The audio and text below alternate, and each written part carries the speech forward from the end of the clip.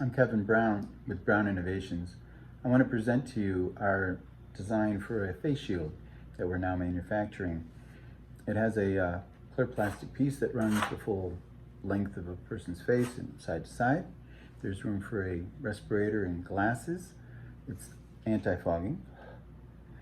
It has a solid frame up above for added protection.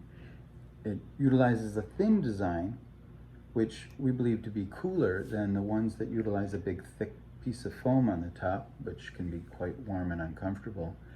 It has a solid structure that runs back behind the ear, which helps keep it incredibly connected to your head in a very stable fashion, yet makes it impossible for it to come free.